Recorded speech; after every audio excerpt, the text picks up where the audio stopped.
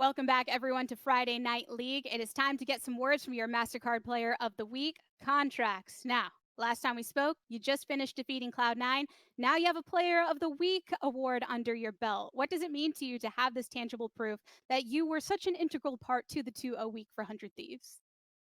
Yeah, it feels pretty good.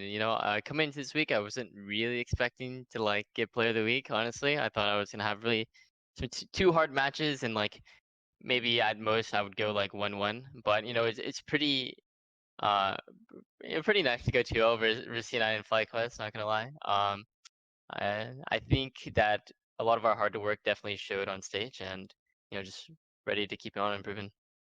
So you say that you weren't expecting to go 2-0. As far as when it may have felt that that would be a reality, did that happen prior to the Cloud9 game, or was it sometime during? I definitely don't go into every game, I didn't go straight into the C9 game thinking I was just gonna lose, but my expectations were it's gonna be a hard game. They're the best team in the league. Most likely we'll lose, but I'm still gonna try my best to win, right? But yeah, it feels pretty good knowing that we could take a game off the top team. But going back to your question, it kind of felt during the game when I got that big lead on jungle matchup. I'm like, okay, this is kind of a reality now. I'm up 2 levels. I'm up like 5 camps, 5 or 6 camps. It's looking pretty real. So um, definitely after that certain point in game where I felt really strong, I definitely felt like I secured the win. Now, so off of that, it's fair to say that you exceeded your own expectations. And I think it's also fair to say that 100 Thieves as a whole exceeded the expectations of the audience in some way, considering where everyone started at the start of summer. But for you, this came at a time when you were transitioning into the LCS alongside Poome. That's a lot for you to have to balance. So, what has this done to invigorate you and the team, knowing that you've defeated Cloud9 and that you're coming through with such a strong start after this transitional period? Yeah, it definitely gives us a good boost of confidence going to this week's of practice. I think we're kind of still taking it game by game. We're not going to get too complacent over the C9 win. We're definitely we realize we're a strong team and we have good fundamentals, but we're gonna um, we're gonna keep pushing forward and kind of work on these kind of basic strategies that we need to improve on. Um, Definitely a good start though for sure. Do you feel the fact that you and Poom came in together at the same time from Academy has helped at all within this transition? Yeah, definitely getting some weeks of practice with Poom definitely helped the transition to LCS. If we just went in, like, I mean, it would be weird. We wouldn't really be in a situation where we went in without practice, but it definitely does. Definitely does help for sure. Just being able to get on the same page since we had practice prior. This match for you, it's TSM with a new support for them to boot. What are your expectations going into this match? Um, we're expecting another strong start for us for sure. Um, Definitely gonna respect our opponent and just try to do our best to win. Well, I will let you get to doing your best to win just now, so enjoy this match with your team. Well, thank you so much. With that, I'm going to go head back over to the desk, everybody, to get us ready for this match. Contractz taking it day by day, hoping for another victory here in game number 1 because let's face it, it's hard not to be excited about this team given not just their victory against Cloud9, but the nominal improvements they've made as players. Yeah, I said it earlier, talking about how much Contractz has brought in, getting Player of the Week so quickly too. Not only did he develop personally as a player, but you could tell that bringing in Poome, developing the team to be a lot more aggressive, be a lot more confident in looks that they look for as a team.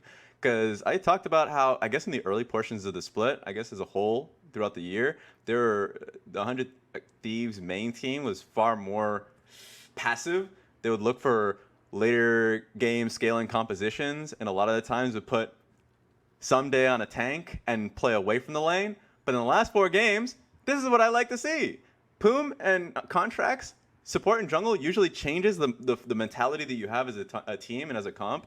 And a lot of the times now you're just seeing them play towards top side a little bit more. Now Ssumday is able to flourish, play a lot more early and mid game. So the team feels like they're a lot more encouraged to make plays on the map. So this is a good change for the team, and it's a big change. It's something that we'll have to see in terms of like where they would leave on the standings, because going up against TSM, this matchup I think is a lot more closer than people would expect.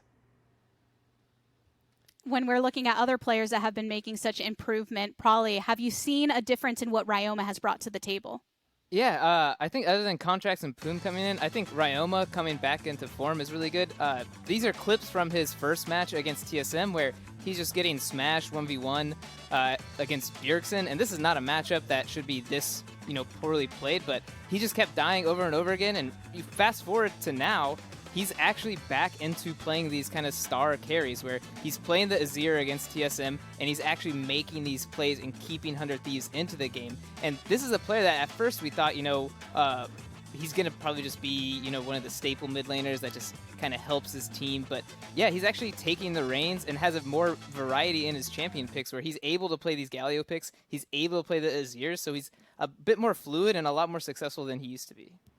With all the changes that 100 Thieves have been showing in their performance and the disappointing week 5 for TSM, it's no surprise that they've brought in some roster moves of their own, but doing so breaks up one of North America's favorite bot lanes. Yeah, it's kind of like one of those relationships that ended on its own, but it was already probably past its prime to begin with. They broke up. Doublelift gets let go from TSM, moved to TL, and you bring it back together. You think it's going to be great. You're thinking of all the high times that you had together, and it just doesn't reach that peak because you're already past it when you broke up the first time, and you get back together and you're like, nah, we shouldn't have done this. And that's why I think, the Treatz move is one that excites me. As great as Doublelift and Bio have been, they are not the same bot lane that they were in 2016 summer. It's 4 years later, and time has passed. You got to look towards the future, man. Mm-hmm. Like, a key to a strong and lasting relationship is future planning. And so, for me, looking at all of the issues that TSM has had in terms of just giving consistent, proper direction on the team, I think Treatz solves that. For anybody that watches TSM Academy play for the last few splits, Treatz is the type of player that plays and calls for attention towards the bot side of the map. He has an idea how it should consistently be played out. And so it's nice to see him playing, I guess, with a team on stage, or at least like theoretically, because of how often we see him. That one split where he was literally in Vancouver, so he saw the cardboard cutout, the return. So you saw cardboard cutout Treatz, but now you see him in the flesh. He's back with the team. And so, like, going back to the point that we made, he's going up against 100 Thieves, where that team has now changed their face because of new players coming in from Academy. I think it's very similar here with TSM. They brought in Spica, who was working with Treatz last split in Academy, and now Treatz is coming in and working with Doublelift. There's no reason for this team to not go towards the bottom side of the map. I think we're going to be seeing a bot side centric TSM. I think it helps them a lot.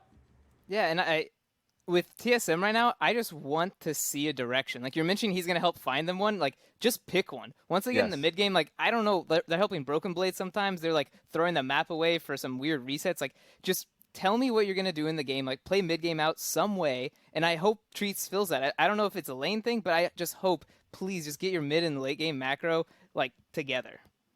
TSM's looking for someone to lead them through game 1, but let's send it to the 2 people that will lead us through the game, and that's Pastry and Crumbs.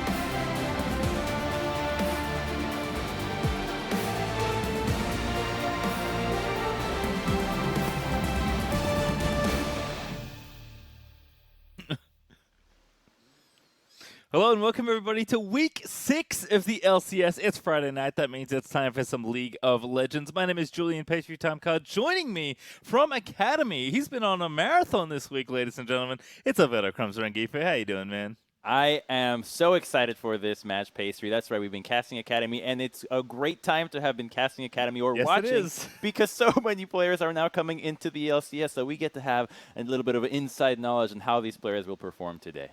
And of course, to kick things off, it is TSM versus 100 Thieves. We've already seen the Contractz Poome-powered 100 Thieves have a very good-looking 2-0 week last week in Week 5. And now TSM are bringing another Academy player into the fold, Treatz. A very big story replacing Bifrost, at least for this game, quite possibly this weekend. But this is a player that if you have been watching Academy, your eyes are on Treatz. He is in the conversation for the best player in Academy. He might not be there yet, but when he was playing there, he was incredibly good. So now he's got to step up alongside Doublelift. I'm not going to say his job's easy, but he certainly has a big opportunity to impress here. Absolutely. He's super hyped to be here. And if you were watching streams yesterday or the day before, you might have actually tuned into Doublelift's stream and check out what Treatz was doing alongside him. A lot of good shot calling, right? That's what you want from your support, being able to have the commanding voice that is decisive in what your team wants to do. And another thing that he has that Bifrost has not brought to the team this split is that he plays Thresh. He's got 2 games of Thresh this split so far. There were wins, they were very good, and it's a really strong blind support that you can pop out right now, and it doesn't really give much away for your composition. Yeah, I think if you needed like the one-sentence description of Treatz, if you're new to watching him play, he's vocal and he's very aggressive. Those are the 2 things that I think he brings to the table. So let's see what happens here in drafts. Karma, Ezreal, Kalista, Volibear, and Twisted Fate have all been taken away. I know we're both happy to see Twisted Fate on the bench. He's an extremely powerful champion that you cannot afford to give away, but that does leave open Graves here for Spica. I am really happy to see Spica take up the Graves. Last week, he got put on Volibear and Trundle duty. Really did not look that good on those. And with this strong pick, the rest of the composition should revolve around him, and it'll give him an opportunity to really shine against Olaf. It can be a snowbally matchup. You give the advantage to the Graves, but so much of it is now going to come down to the lanes. Which lanes will have early priority and facilitate their junglers to either counter gank, counter jungle, or just rush those early Drakes. Yeah, I feel like we don't see like aggressive versus aggressive jungle all that often, so kind of cool to see these 2 former Academy players, now both in the LCS, both known for their aggressive tendencies, to be playing against each other here in a very aggressive jungle matchup. Ashe, though, was the AD of choice for 100 Thieves. That seems to be the highest priority after Varus has dropped down. Reminder, we are on patch 10.14, so a number of champions, Varus included, did get hit with the nerf bat. Aphelios, though, haven't been seen as much recently, but Doublelift is never one to shy away from a champion he has a lot of experience on. And you know who hasn't been seen a lot recently, but for some reason people have forgotten about him, has been the Olaf. The first few weeks, C9 was just smoking people with Olaf. Blabber was crushing everybody. A few people tried to pick it up. It really didn't go anywhere, and suddenly it was forgotten, and it took Contractz to come back into the LCS to show us how strong this pick can still be. There were no nerfs to him thus far, even though a lot of people have been crying out to nerf this champion, and he can snowball out of control. Contractz already has 2 wins under his belt under this pick, and I think that from what we saw last week out of him, he's really focused on that power farming, and if he has the opportunity to have these strong lanes like the Syndra, and with this last pick for Ssumday, he will go for an opportunity to just invade the Graves and take him out. But this is going to be an Ignite Graves, though, so it might be a little bit trickier. Yeah, we'll see how that checks out, but this mid lane matchup is ultra spicy, Crumbs. This is one of the coolest things you see. You see this often in like a best of series, but obviously we played best of 1 in the regular season for the LCS. But this is the reverse matchup of the last time these 2 players played. It was Ryoma on the LeBlanc trying to upset Bjergsen Syndra, and this time Bjergsen has taken the LeBlanc, and Ryoma's thrown the gauntlet down and said, okay, I can beat you with Syndra as well, which is quite the claim against one of the more accomplished Syndra players in the league, but we'll talk about that later as some more bans are coming through in Phase 2. Malphite and Braum are the 2 selections. It's almost a meme at this point, but it is always fun to see Treatz lose Braum. It's one of his most played champions, especially in Spring in Academy, and there's Nautilus banned as well. So, a couple target bans there against the new TSM support. I want to also touch on the Malphite ban, because we thought that was a little bit of a meme with Alorim from Immortals playing it and saying, okay, you're just playing the Malphite or Rihanna comp, how good is it really? But today specifically, we saw Malphite in the LEC, we saw him in Academy Rush, and he's just taken the world by storm, it seems. He's not that bad in laning phase, and against these immobile champions like Aphelios, he is an absolute nightmare to deal with. So I like the pick actually getting banned, because TSM recognizes Aphelios needs to be protected. If we can't keep him alive, we're not winning this game. All right, well, Thresh was banned, so another enchanter here for Poome, I'm assuming. Didn't have access to Karma, that was banned by TSM. So Lulu instead here is pick number 4, which is kind of cool to see. But TSM now with 10 seconds to round up pick 4. Then, of course, they'll finish off their draft here on the blue side.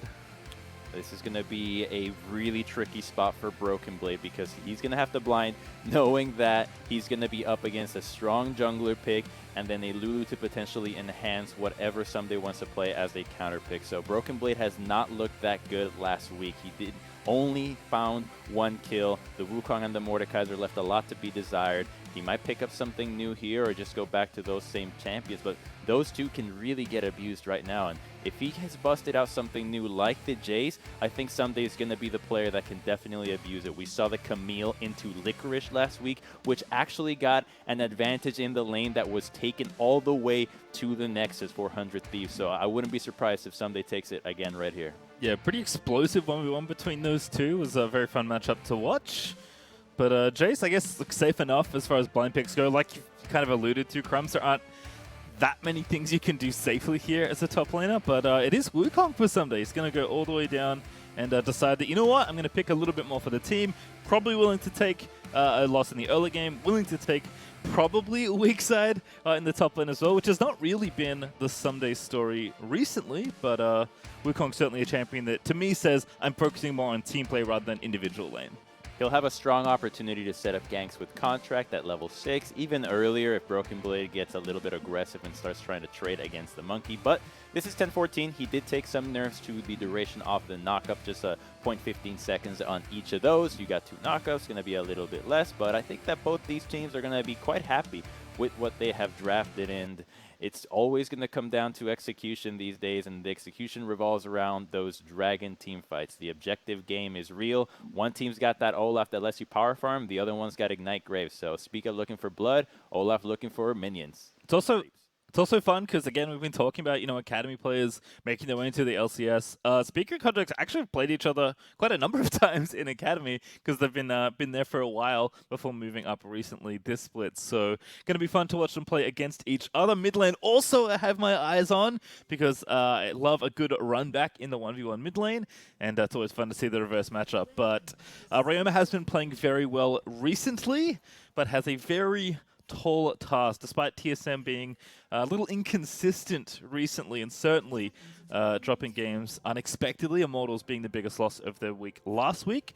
Bjergsen is an absolute menace. He's been playing so well individually, and this is the kind of champion where he can take over on. So quite a lot of volatility, I would say, in this draft, especially in the top side of the map. I mean, just look at how aggressive those 3 champions are for TSM.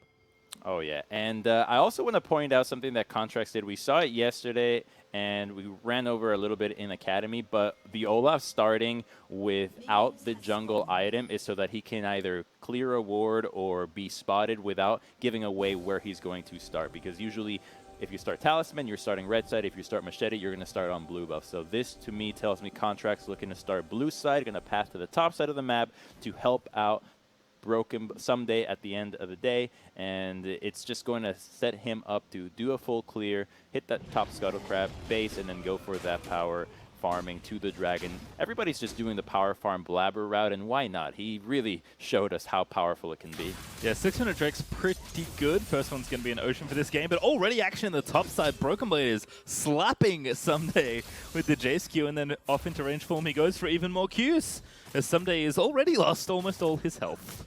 He really wants to take as much of this trade early as possible to take advantage of that D-shield, but Broken Blade's going to try to commit. He's got minion aggro on him. He can't kill him here, so I actually think that Ssumday isn't feeling too bad about this, but the biscuits will come in clutch to keep both of these guys chopped off. Yeah, gonna have to eat right away as Broken Blade has pretty good early control of this wave. Ssumday going to be forced to play back here, and both junglers did start on the bottom half of the map as well. You mentioned Contractz pathing as Broken Blade hits level 2.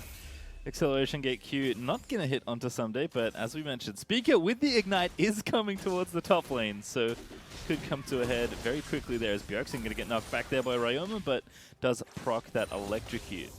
Look at how it sets up the lane with what Ssumday is doing, because now the wave gets to crash onto him. The Jayce doesn't get to harass him every single time. He gets to heal up, knowing that his jungler also gets to path to the top side of the map. Here, Spica is going to try to take advantage of that Ignite. The sweeper is just barely going to miss out Contractz. he might still have an opportunity since Jayce can collapse and take him out. Oh Yep. yeah, Contractz is in trouble. Ignite gonna force the flash, and now Contractz just instantly flashes out of the way. Knows he has to respect the power of that Graves. But Ssumday maybe gonna feel a little uneasy here. Spica's gonna finish off these Krugs. I mean, it's like, would be the most obvious dive in the world. Broken Blade isn't in lane right now, though. He's actually back already for a Doran's Blade, and is going to walk back to lane as Ssumday collects creeps under his tower. So the threat of diving this Wukong is no longer there, but Spica already with a good bit of early pressure in 100 Thieves jungle.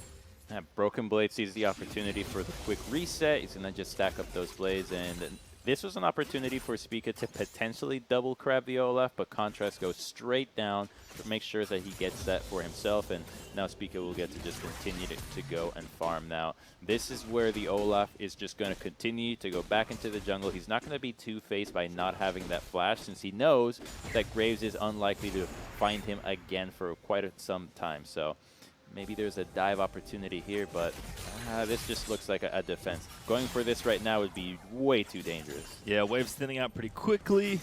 Treatz and Doublelift. Looks like they'll be just fine. They are a little bit behind in farm, but don't think they're too unhappy. Again, seeing Poome on this Enchanters get pretty aggressive in the 2v2. Feels like they have a natural advantage with 2 range anyway, so I think Doublelift and Treatz are just fine with how this lane is going, and it doesn't seem like there'll be any action without jungle interference. So we'll keep an eye on the CS there in the bottom lane, but for now, Cody and Poome can be happy with how their early game is going, but Doublelift I don't think is complaining either. Not at all, and he gets to use the Ashe gets to use the Hawk Shot to actually see what's going on the map. So they actually were able to know that because Contractz goes down, messes with the Krugs, and then the Hawk Shot also finds where Graves' camps are going to be spawning. They know that the Graves is going to be in the top side of the map, so that's why Ssumday can crash this wave, take that pretty bad looking trade, and instantly recall, knowing that, hey, if I stick around here, I'm going to be in some trouble. Now he just gets to use TP, and this is an opportunity for TSM to potentially go for an early Drake, since they have that teleport advantage in the top lane. But with Spica up here, Olaf can easily path down and just try to sneak that one real quick. Yeah, getting close to the minute mark where Olaf can potentially take that, although he's going to run into Spica right now. Ryoma's roaming up, and Contract's already pretty low. Spica, they're going to have to get out of there. Has the blast gun ready, but does wait to use it. Now over the wall to the Krugs he goes, but he's in a 1v3 right now. Spica running towards the tower. Going to have to try and get the kill instead, but thumbs up. Can't quite get it on the Contractz. That's a great stun from Ryoma, and first blood goes over to the Wukong. Wow, so 100 Thieves actually did a really good job in timing that Ignite as well. Look at it just barely coming up on Spica right now. Had he had that, he would have had a lot more confidence in that trade, but that's a trade-off that happens when you're playing this Graves. If you don't have that summoner, you're going to be in a world of trouble, and he's just going in thinking that he's got a lot of support, but if you look at the lanes, it is a terrible time to be fighting. LeBlanc just made it back to the lane. Syndra had just TP'd, so because LeBlanc was saving hers, they were going to have a small window where Ryoma would have priority, and that is what really sealed the deal for Spica. The kill going over to Ssumday. 100 Thieves knows who their main carry is, so Ssumday getting the goal I think is a lot more valuable and will just go the extra mile as if you gave it to Contractz or Ryoma instead. Yep, offsets any disadvantage as well in that lane. In fact, I would guess he's ahead because the CS difference is so small. Bjergsen looking here in mid though is going to threaten onto Ryoma. They both have their ultimates, but Contractz is busy doing their crab on the left-hand side of your screen, so Ryoma is going to make sure he can move in for coverage if needed. Syndra, despite those Q mana nerfs, still very good at pushing the lanes, especially as she levels up. Treatz, though, hiding in the shrubbery, looking for Poome. He's going to find it. Doublelift for the Gravitum. No Ignite here, but they're going to keep going. Exhaust is down. Poome looks dead here, and indeed he is, as Doublelift going to take him out with Treatz by his side. As Cody Sun also going to suffer the same fate. Not today. Ooh, that is exactly what TSM needed right now. Finding something in the bottom lane just on their own, right? Nobody else to help them out. This can actually turn into even more as Spica gets to roam down here. Contractz is sick, but he's just going to slow things down. Now, 100 Thieves can actually use this reset that the bottom lane of TSM is going for to potentially go for a dragon here. So they might end up winning the objective game after handing off this blue buff. So I think that 100 Thieves can get something out of this, but this is a great start for the substituting support of TSM. Yeah, Treatz, so far so good. Getting a 2v2 kill always feels nice. Ryoma, as you mentioned though, with that blue buff is just going to kill his minions nice and easily. Bjerg is currently up in CS. That's actually a pretty decent lead, about a wave and a half or so right now.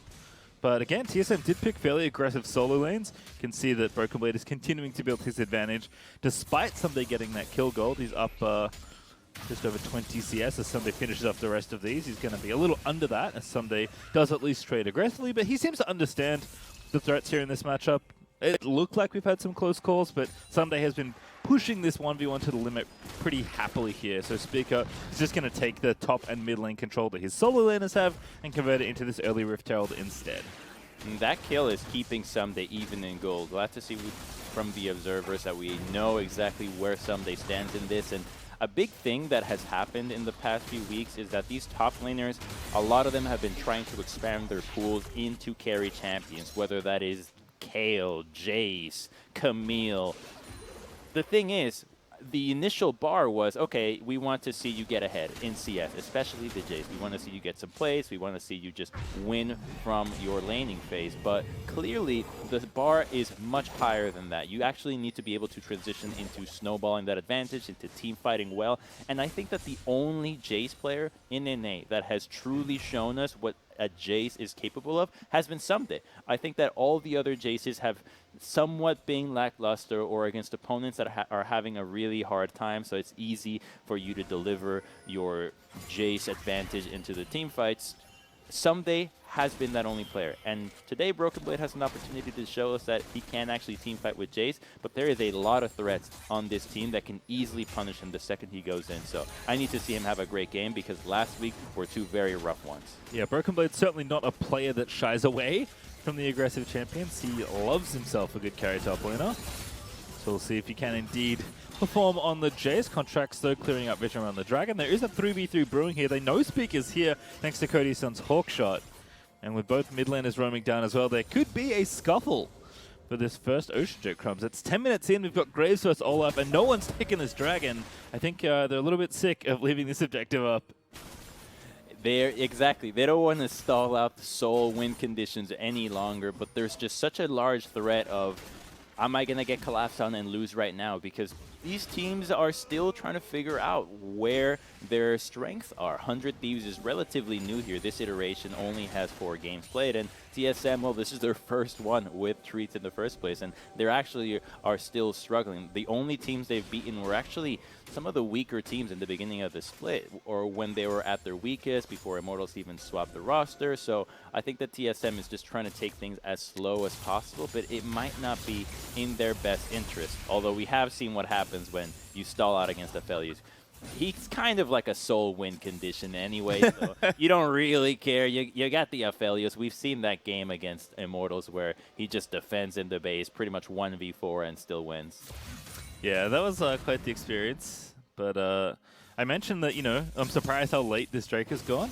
Shout out to our stats team for letting me know that this will actually be the latest first Drake of the split. Whenever it dies, it's the latest one to go down. So certainly was expecting a little bit more of a snowball. Instead, Spica is just going to take the Rift Herald up here to top lane and try and get Broken Blade a bit more of a lead. But there it is, 11 minutes, 27 seconds. Mark it down, Crumbs. The latest first dragon of the split has now been slain. But top lane, there are issues. TP in as well from 100 Thieves. I believe that's Ryoma coming in to try and defend his friend. And that will be enough, actually, to stop the tower from going down and to defend from the dive as Bjerg roamed up. But TSM do at least get the plate gold for Broken Blade, which I think is mostly what they wanted. It is. Yet you actually lose the dragon, but you're not too worried about it since it was so late in the first place. And they couldn't commit for more because they were all so low mana. Spica had run same thing with Broken Blade, so it was only Bjergsen who had an opportunity to go for that.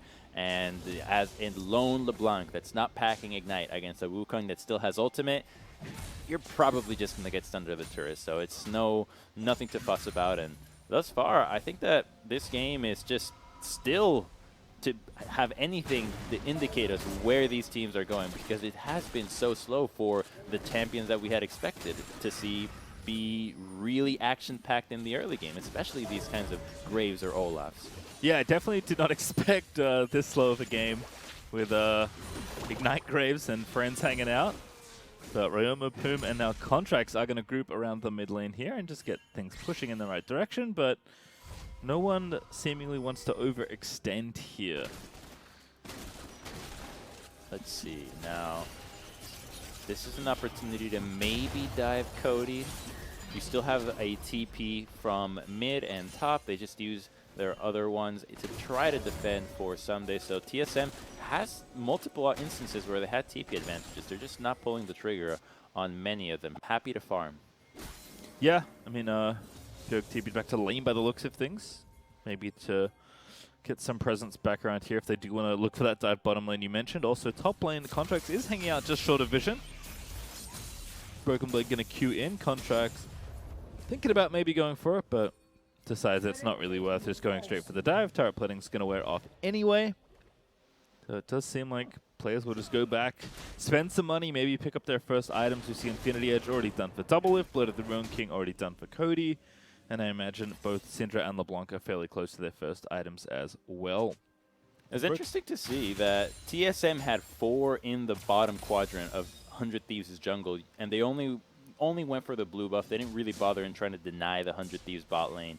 I think that's an opportunity that some teams around the world would easily see as, hey, let's try to dive them. Like, how quickly can we dive them or just harass them into the turret and see what we can come up with? You've got the Leona with Aphelios that did so much damage as we saw already. Yes, there's a wild growth and heal now, but when you also have a Graves that can assist you from afar with his ultimate and even a end of the line if he moves up close, and even the LeBlanc too, I think that it's a window that TSM could take, but one that obviously comes with risk. And it's one that a lot of teams are trying to mitigate by just decreasing the amount of plays that they take that have that high risk factor. It's the whole, oh, we only take the 80% plays because we know that they're going to most likely go in our favor and then we don't get to mess up, instead of seeing an opportunity to practice these situations. But then again, it's not the spring split. I think that's the kind of spring split play that you make, not summer when so much more is on the line. Doublelift, though, getting enough alone time on that tower. I mean, Cody just didn't feel like walking up. I think in a 1v2 is the reason why Poome was roaming mid to make sure his team could get the Rift Herald. But that first tower just goes over to Aphelios. That is a lot of extra gold just given to Doublelift. So 2,000 gold ahead for TSM with that first tower gold plus the farm they've got. Now a dive mid lane. Ryoma going to be forced to flash away. Nicely placed solo flare there for Treatz. Nice and easy. Just show up in the mid lane, pop an ultimate, and now they can revisit this lane once again. It's going to be so easy to pick on this Syndra. Now, if she goes into the side lanes at this stage, she's also going to have to concede a lot of pressure from missing that summoner, so she'll probably just stay in the mid lane for now and have the Ashe roam around. And she's also going to be in a dangerous position. TSM has to reset now, so they're not going to be able to punish this lane assignment. But moving forward, you bet your bottom dollar that TSM's going to continue to look for Ryoma. He is sitting fodder, is not running Merc Red, so he can just be easily capped by Leona or LeBlanc and instantly deleted. Well, Broken Blade's going to go up and collect a little bit of extra gold here as he takes down the Rift Herald, but 100 Thieves did manage to trade the towers at the end of the day, so now the gold lead that was 2,000 a mere moment ago after Doublelift got that first tower is only about 600 gold between the two teams. So still very close as we gear up for the next Drake in 10 seconds. 100 Thieves is here. They're clearing out vision. Well, TSM is going to have priority on the bottom lane right now. You've got the Aphelios pushing out, so he's going to be able to join up from the bot side. And with LeBlanc in the mid lane, I think this gives TSM a stronger position to take a fight right now. You already have Broken Blade here too. Contractz can't be greedy starting this right now, and it's a beautiful shock blast on Poome to start things off. I like this position from TSM, and there's no deep wards for Ssumday to TP on and find the flank. Yeah, actually just going to give up the Drake completely. So they'll trade the first two. It is going to be Mountain Rift today. That will be the soul of this game. We got a long game ahead of us, Pastry. This is Yep. going to take quite some time. Better strap in. Again, not the speed we expected, but both teams happy to play deliberately here. Especially when we've seen Poome and Contractz in 100 Thieves Academy be so focused on the early game. Like, even last split, the Contractz Soligo show, so much of it revolved around trying to snowball it from the early, transition those mid 2v2 leads into early objective takes, and then win a game hopefully after that. And this has been a game that is completely different to that. And we haven't really seen what 100 Thieves can do from this position, so this is new territory for this squad. And so far, they're doing fairly well. This gold lead is not something to fuss about, but it certainly gives TSM an opportunity to do something that we haven't seen from them in quite some time, which is take a win. Yeah, I mean, Bjergsen's split pushing top lane is actually going to have TP up relatively soon. Ssumday's trying to trade, so the map's kind of getting split at this point as Bjergsen does finish off that tower there in top lane. I imagine Ssumday, yes, absolutely, will be able to finish off this tower. He already actually has Trinity Force finished, so this is a fairly powerful Wukong, especially with Contractz near him. And I was envisioning the dragon fight, you know, Poome ulting up the Wukong as he spins in, giving him a little bit of extra knock-up duration and health. The Ardent Sense is now finished for this Lulu as well, so Poome's going to be able to augment anyone on his team, really. Contractz springs to mind as a champion you would love to just shield an ulti in. But teams are just trading objectives, trying to keep the game close comms. It does feel like neither team wants to make a big oopsie. Yeah, and that's usually not the winning mindset. Not trying to make a oopsie. You always want to try to win, but they also have slowed the game significantly with how slow the Dragons have been taken. So it's hard to find these opportunities to take these fights once so much has already happened, where these turrets have been taken. Now they're going to try to go on Broken Blade. Ooh, that arrow! It's okay. I like the attempt, but Ssumday spins on Broken Blade, but Broken Blade does not get stunned, so no kill forthcoming. Contractz, so beelining to mid lane right now. Do you know that Wukong was actually Garen before he evolved? I did not know that. Yeah. There you go. Learn something new every day. Just a fun fact. Some League of Legends lore for you. Not well versed in my League of Legends lore. I did watch that sweet animation earlier. I have no idea what's happening, but it was cool. Oh, the anime Yoni. Or Yon. Yes. That's the name of the new character in Contractz. Might be getting Oh no! Ragnarok out. Wild Growth out. Burn all the ultis. Get out of there. He's fine for now, but Bjergsen with the follow-up, looking for Poome, does not latch the chain. Ryoma does follow the stun, but the mid-tower is kind of the big issue here. TSM just going to whack that one down as the demolish there from Treatz. Procs to give him credit for the kill. Without Ashe or Syndra there ready to defend, they have terrible wave clear. It really is only Axis now. Wukong doesn't have an ultimate to keep Broken Blade in place, so I think that he can just walk him out and walk away. Yep.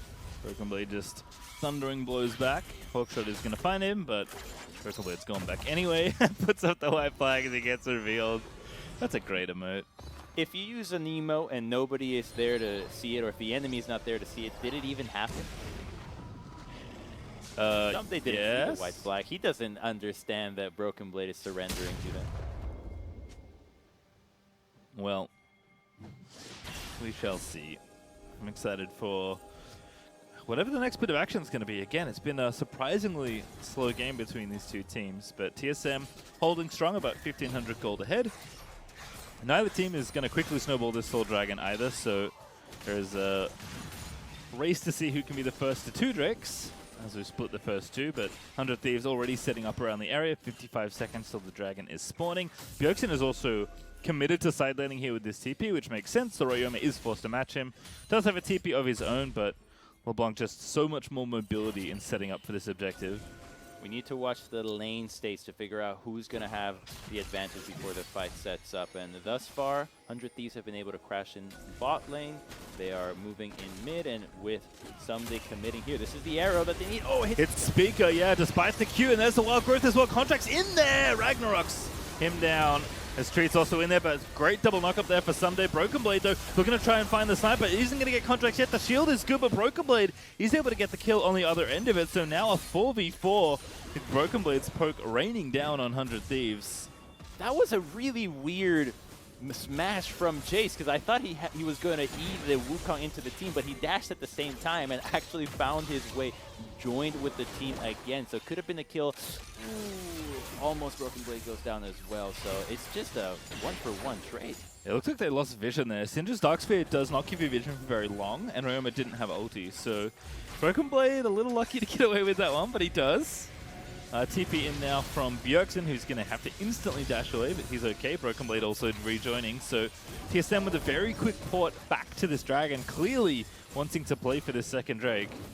Broken Blade has been pretty good with these accelerated shock blasts to deter 100 Thieves, and they're going to be rewarded with this Dragon. They're doing really well at this rate, being able to secure these Dragons and deter the fight despite 100 Thieves engaging on it, but they have to commit so much to go on Graves. We're going to take a look at this once again now.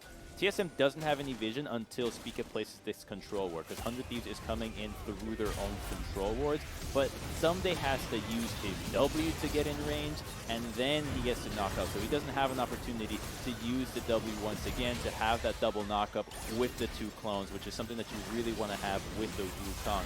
Broken Blade unfortunately misses that shock blast, but it doesn't matter. Bjergsen was there to save the day, and with the double TP, they can ensure that dragon. Yep, had enough bodies to throw into the team fight to make sure they get the trade and the dragon subsequently, as you mentioned. We are getting close to the 2-item mark, actually in a lot of areas. Ssumday is working on his death dance, isn't there just yet. Ryoma also working on a death cap, so going for a very aggressive second item here, where Bjergsen has already finished the bit more cost-efficient Banshee's Veil.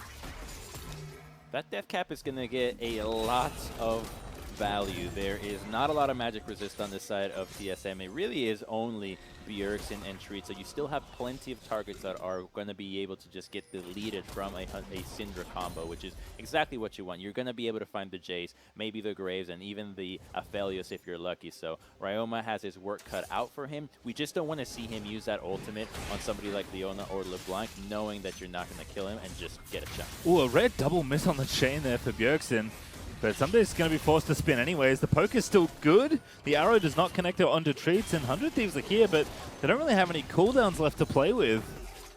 Syndra wasn't there either, so they're just going to have to concede this, and it's going to give TSM another second turret, so this is pretty good for them. There's nobody there to catch that wave for 100 Thieves just yet, so they have to base, find their way down here, and it just frees up the rest of TSM to reset and have more time to set up around the next objective. You could be threatening a Baron right now if you wanted as TSM, but from the pace of this game, we're probably just going to be waiting for that other dragon. Yeah, TSM feeling very comfy at this point though. Phantom Dancer done now for Doublelift. Broken Blood's working on his 3rd item as well. Looks like another lethality item is in the works. And Bjerg also on the way. He's looking for Contractz here with the chain, but doesn't connect with that one either. Level 15 though for this LeBlanc as Broken Blade dives in, Ragnarok forced out. And Contractz just going to have to burn the ulti and run away. He's really squishy. Usually when you see the Olafs go into a Graves or a more damage-focused matchup, they'll be rushing that Cinder Hulk to try to have a little bit more HP and survive. You have a lot of damage with the rest of your lineup, but here it just shows you how vulnerable he is to just getting jumped or pretty much one-shot by whether it's the Jayce or the Graves jumping on him. He needs the Lulu there with him. Oh, goodbye, Cody. Lulu, no. Doublelift didn't even ulti. That was just, I think, an Infernum Q and very nicely placed Shock Blast there for Broken Blade. But blowing up Cody means that Baron is now a very real threat. 4v5 for 25 seconds longer. Contractz does not even have flash to try to steal this. Bjergsen is playing bodyguard here to keep him away if he even thought about it, and it's just that easy. A single pick on a really important member for 100 Thieves just means a free objective for TSM. They can easily push this Baron into a tier 2, into another dragon, and then just start sealing the deal on this game. They are looking like they are just slow, steady, but at least winning. Yeah, maybe not what you expect with these champions, but still making them very effective nonetheless. As I think the mid-outer tower was too good of a piece of bait there for poor Cody. 100 Thieves still trying to knock that one down. It's giving all this room, especially. Look at the side lane LeBlanc go. Level 16 now. TP about to come back off cooldown. Baron Buff's going to make this split push awfully simple. And Ssumday also getting collapsed on, so his side lane pressure is going to have to stop as well. Oh, Contractz. Ooh. Wants to play here. They don't have the Syndra. They have a TP, but she's busy with LeBlanc. Maybe they're hunting for Doublelift, but this is going to be really hard to pull off from them. TSM is so strong. They know they just need to stay grouped and prevent any shenanigans from hitting their bot lane. Here's Ssumday, there's Cody, there's the TP, there's Contractz, there's Poome. I found them all, Crumbs! As the Ragnarok's in, the Wildgrow's going to get the knock up there, and Doublelift getting low and is finally going to be felled by the Olaf. But Broken Blade is down, the Thieves still fighting. Ssumday able to take out Spica as well. Poome low but not out as Broken Blade now the one going to be chased. And 100 Thieves, they find 2 there. Their spidey senses told them something was up, yet they didn't commit to it, and now they lose the Baron push. They're going to lose the Dragon, and they might try to get a steal here with Broken Blade. His Shock Blast have been really on point, but Contractz has Smite. They're not even going to think about it. They're just going to block it and make sure that it doesn't happen. Yep, they seal it. I'm surprised with TSM just walking into it thinking that it was safe when we saw in their game body language that they suspected something was up. Yep, and you can see Spidey's hits did not tingle enough as 100 Thieves finally sprung the trap here in bot lane.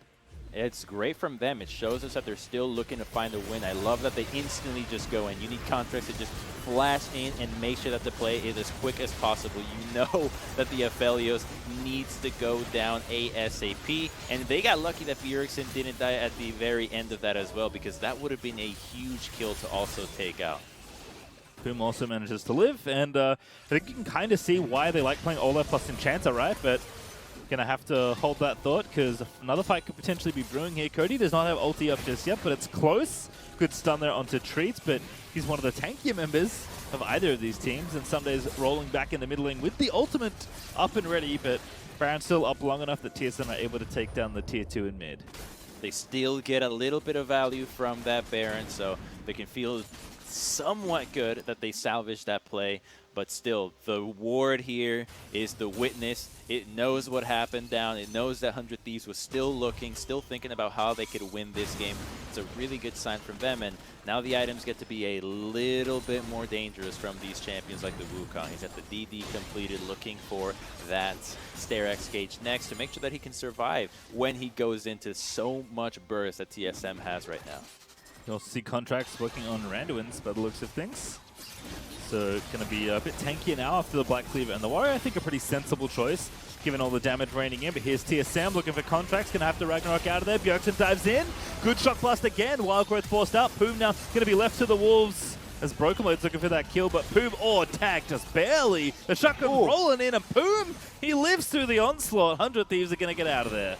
Wow, they got so lucky there, and I don't think TSM's in a position to actually push from that, so they just get to take some sums and some help from the side of 100 Thieves, and they are just glad that they walk away living there. You can see just how strong TSM is in just flat-out damage, focusing the Olaf. He's not very tanky. Even though he has that Randuin, it's not going to do much to keep him alive when you have all the armor shred from your Black Cleavers, and you've got the Aphelios, who doesn't care about tanks in the first place, so Contractz can't really be playing frontline, and that is why we value Olaf's early game and not so much of his late. You are just spending so much of your time running at somebody that these carries have an easy time shredding you, and by the time you're hitting them with your reckless swing, you're already at half HP, and your passive is not making up for it. All right, well, 100 Thieves finally cracked the mid out of tower. So minute 20 will be the next Baron. 2 minutes will be the next Dragon. It will be sole point for whichever team grabs it. So a bit more space, a bit more breathing room now to play around the center of the map. Ryoma is going to pick up this wave in top lane, tracking the mid lane of TPs. They're almost up. They're not up just yet. In fact, everyone's TP except Ssumday's is currently on cooldown. But it looks like Bjergsen is going to be playing side lane once again here in top. Is not going to spot Contractz here. Oh, he is, but Contractz actually not going to get away. Yeah, better be paying attention to your screen. Get out of the shop. Force to Ragnarok. There's the Shock Blast. And Olaf going to run out, but that's a cooldown he did not want to have to use there. Yeah, that's going to hurt. It's going to hurt, especially in the setup. It won't be a big problem for the Dragon, but it might be with the Baron if TSM continues to play around this side of the map. They already have Bjergsen pushing here. The rest of the team is setting up. They know that Aphelios can just shred it real quickly, and once they take out this control ward, it will really be the last relevant ward that 100 Thieves has on this side of the map. They're going to be very happy to have an Ashe right now with the Scryers and a Hawkshot available. The TP comes in to make sure that they can continue to pressure this and try to catch somebody of 100 Thieves face checking into the red side. Look at how dark it is there. They have no idea what's going on. They just know that the timer says Baron's not up yet. Poome almost ate the chain on the end of that combo and would have lost an awful lot of health, but no cooldowns used. Poome will get a little bit of health back slowly but surely, and 100 Thieves going to have to be careful in the dark against TSM.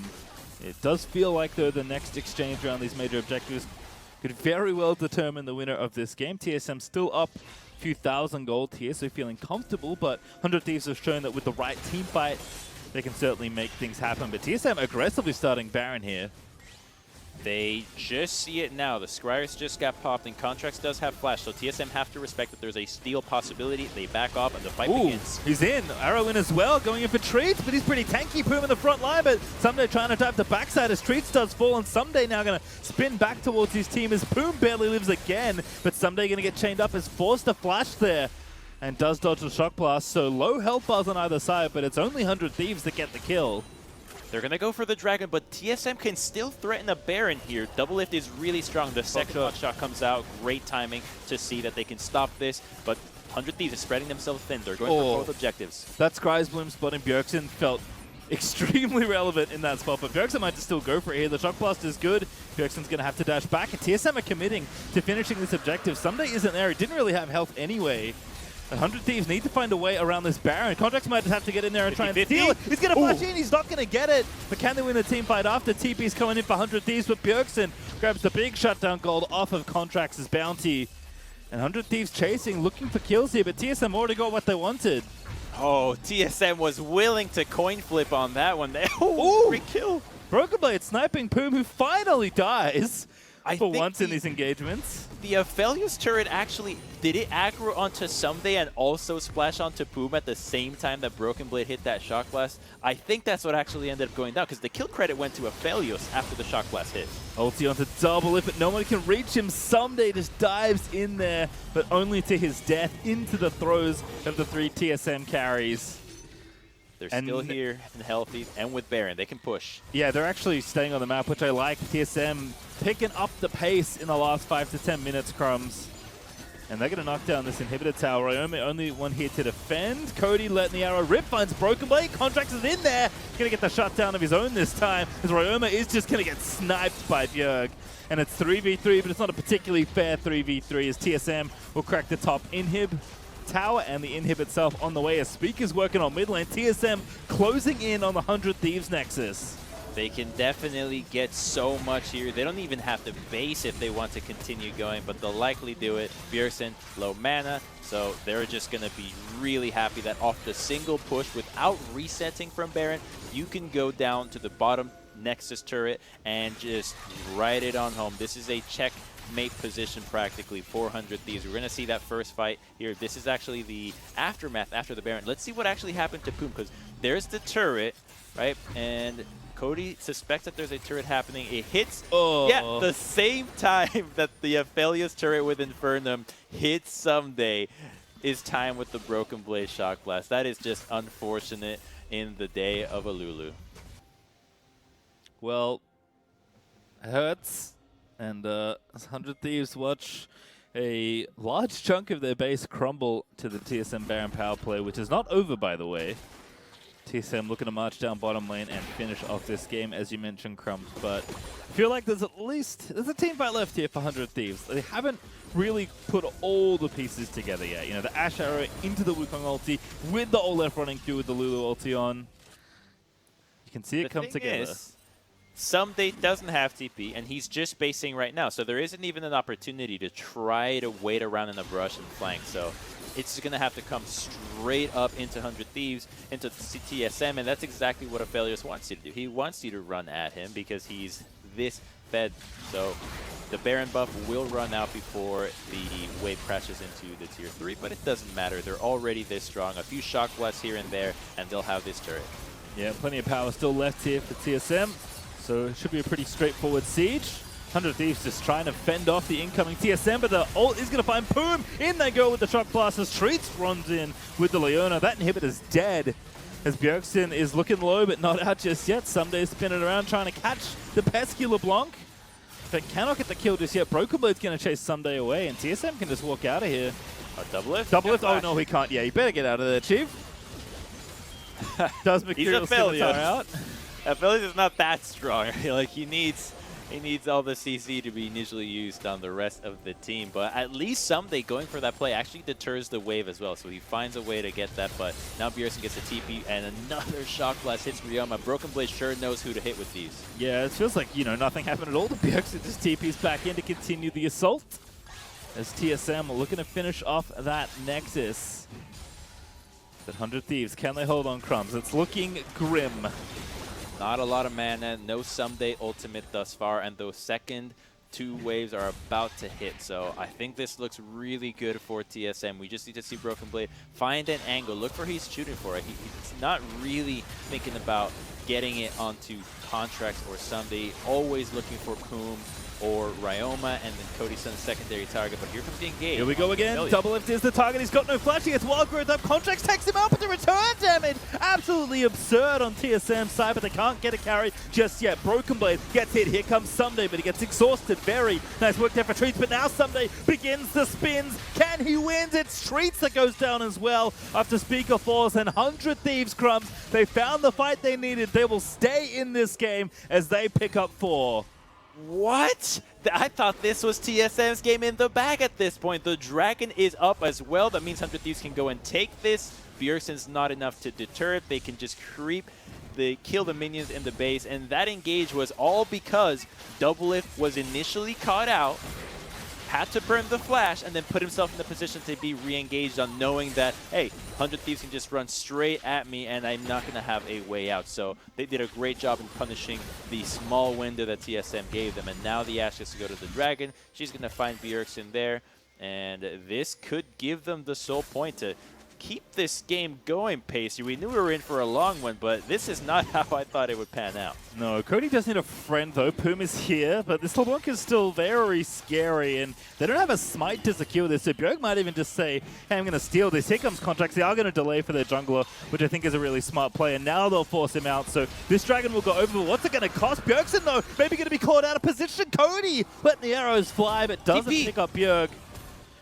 They get aggressive here. Here comes Broken Blade, 3v3 or 3v4 right now, but Broken Blade, he's got no CC. That Shock Blast didn't slow anybody down. So 100 Thieves going to get the Dragon, get the soul, and walk out of there. If it gets 100 Thieves to run back into their base, it's an opportunity for TSM to go to the Baron. That's what they're going for right now. 100 Thieves, at least they know that there's no TP that could backdoor them, but this is just too out of position to contest this. Now they're going to have to deal with TSM going for another Baron up push against a base that is in shambles. TSM have to pull the trigger on this push and try to end the game, because if you lose it later, you're now just going to be giving up 100 Thieves an opportunity to take Elder. I mean, but it's tough. Like, look at TSM's sums on the left-hand side of your screen. They've got nothing right now on anyone. You know, it's one inhib down only for 100 Thieves. They've managed to wait for the other 2 to respawn. In fact, 100 Thieves are getting aggressive here, trying to pick off Bjergsen. Contract's going to check the brush, but can't find him. The Ryoma is going to go back down, clean up the rest of the wave here in bottom lane, and TSM will reset and regroup for this Baron up push. I like what we saw at 100 Thieves there, knowing that the only thing we can find right now is a grouped up pick. We cannot be alone. Only Ryoma gets to leave the base on the bottom side, knowing that TSM was last around the Baron side, so he's a little bit safer. But now comes the split push approach from TSM. Are they going to commit to multiple lanes and try to just run it in with the Baron? Because you've got a lot of champions that can push very fast. If 100 Thieves is to split up, there is an opportunity for us to see one of these backdoor games that we have gotten to see a few times in the LCS this split. So, wait a minute. Okay.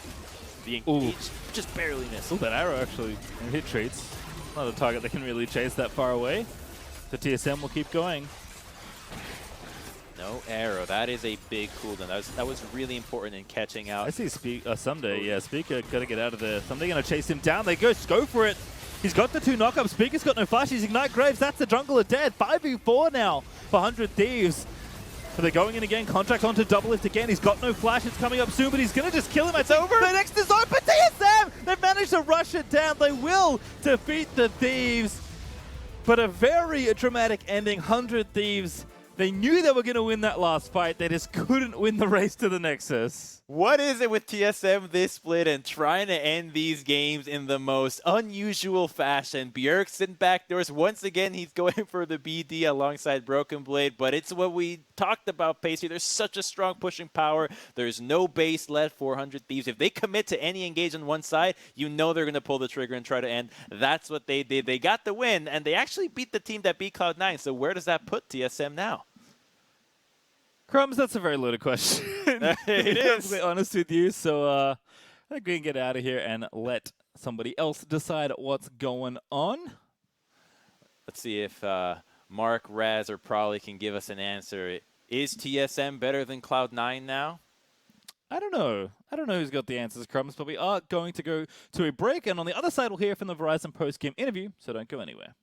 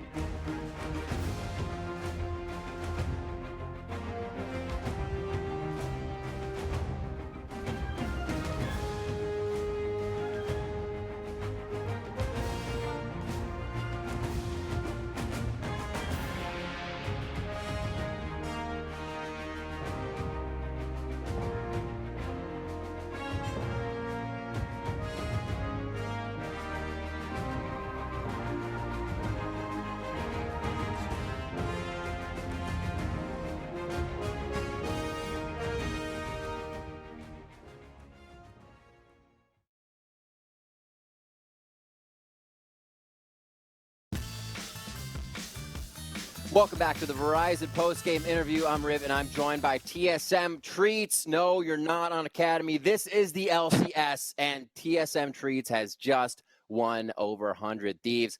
And that's kind of my first question, man. December of 2018 is around the time you joined TSM Academy, and now you get to load onto the Rift with the main team. How does that feel? Yeah, obviously it's really fun. I mean, I was waiting for this opportunity for a long time, so I'll just make sure I'm ready for it and do my best in every game, and it feels really good. Absolutely. And we see a lot of, changes going on in rosters, and that kind of means watchful eyes on those positions. How are you dealing with that pressure and also the pressure of being Doublelift support? Overall, I don't really feel a lot of pressure. Like, I know what I'm capable of myself, so I don't put too high standards, but I know what I'm capable of, and I know that I can show that to my teammates and everyone within the org, so I'm just happy to be here and happy to play my best. You're not worried about any Doublelift lane critique? No. I'm sure we can grow better together, so. That's awesome. That's awesome. Who, recently are you watching to improve? Obviously you're being given a chance here and showing up, but how are you improving your gameplay overall? I mean, overall, talking a lot to Doublelift has helped me improve my lane. Yeah. We have a lot of discussions about different picks, how to play different lanes, etc. Also, just watching other regions like LPL, LEC, and like LCK.